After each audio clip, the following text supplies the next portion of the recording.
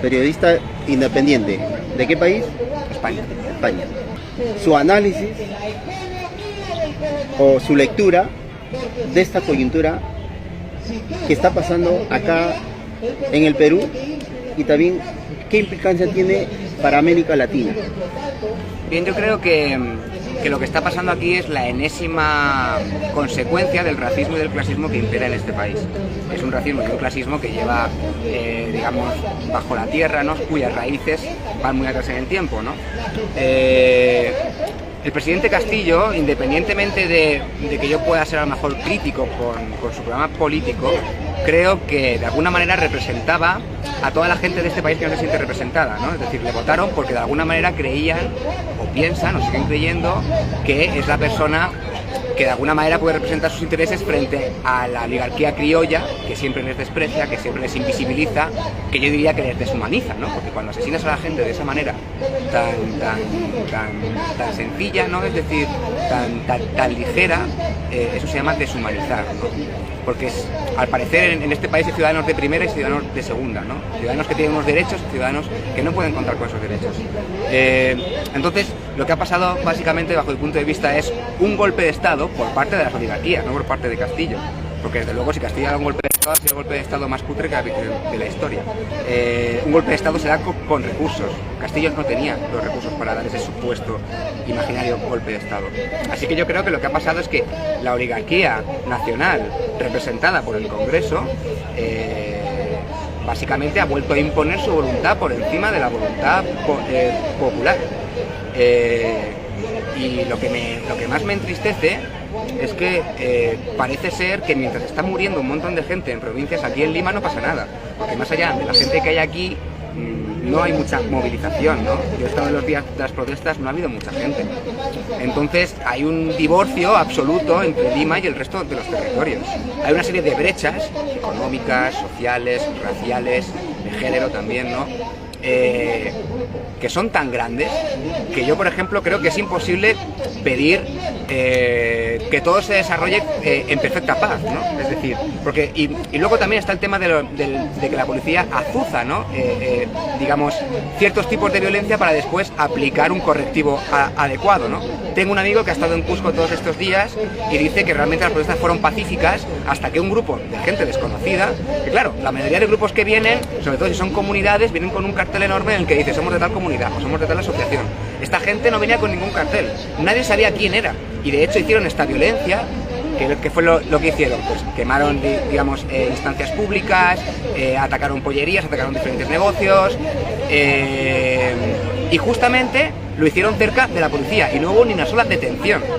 Entonces yo no sé exactamente lo que ha pasado, o sea, no sé si exactamente son infiltrados, son ternas o no, pero hay un montón de casos como este que son así de sospechosos, ¿no? Por lo tanto, lo que a mí me da la sensación es que tanto la actuación de la policía como de la propia DINA haciendo, bajo mi punto de vista, impertinencias como ir a visitar en primer lugar a un policía herido cuando está muriendo un montón de gente, creo que se pueden enmarcar dentro de una estrategia de provocar a la gente para luego justificar una represión que ejemplarizante, ¿no?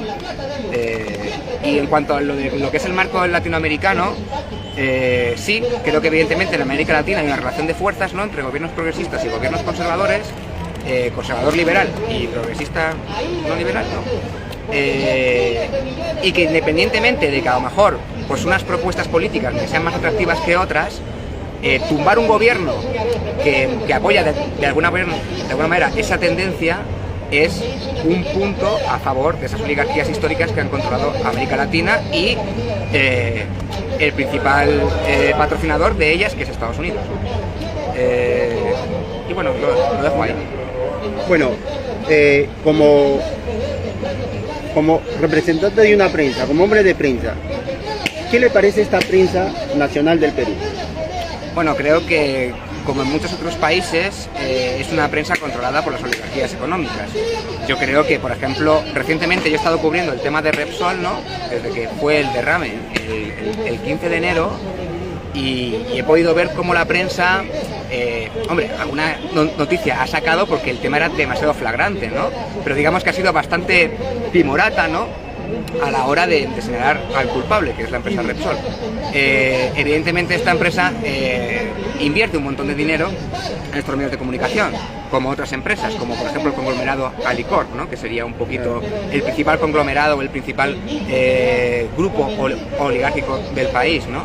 Entonces estos medios de comunicación son mercenarios de estos poderes y por lo tanto nunca van a cumplir uno de los principios deontológicos del periodismo, que es servir a la opinión pública, alimentar la opinión pública para que esta opinión pueda tomar decisiones fundadas.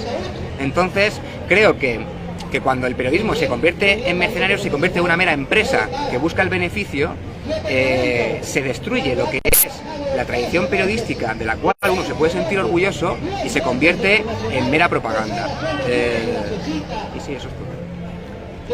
Bueno, a ver, en esta coyuntura, una prensa, ¿cómo y cuál sería su función de una prensa independiente objetivamente? Bueno, en primer lugar, creo que tendría que cubrir las protestas de cerca, ¿no? Porque las únicas personas, los únicos periodistas y las únicas periodistas que han recogido, que han registrado lo que ha pasado realmente, se han jugado el cuerpo, no se han jugado el tipo. Los policías también reprimen a los periodistas. Les pegan, les tapan la cámara, incluso la propia cámara está en peligro, ¿no? Entonces considero que esa función de ir a donde está pasando la noticia no se cumple. Pongamos que hay un escenario en el cual los policías están reprimiendo a un montón de personas, y si dentro de ese escenario, donde la violencia en su mayoría se está ejerciendo desde la policía hacia el pueblo, ven a una persona aislada que está tirando una piedra contra un escaparate, van a sacar la foto de esa persona, no van a informar sobre el contexto en general, sino sobre ese hecho coyuntural y totalmente descontextualizado, ¿no?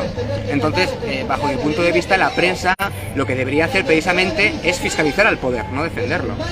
Y lo que hace es defenderlo, no fiscalizarlo. ¿Cuál sería su mensaje para esta prensa nacional limeña, usted como hombre de prensa? Que me dan vergüenza. O sea, siento vergüenza, aparte de rabia, pero no solamente aquí. Es decir, El País es un medio español, que también funciona aquí en América Latina. La prensa internacional en lo que se llaman las sociedades de mercado pletórico, ¿no? En las sociedades democrático, entre comillas, capitalistas, en general funciona de esta manera.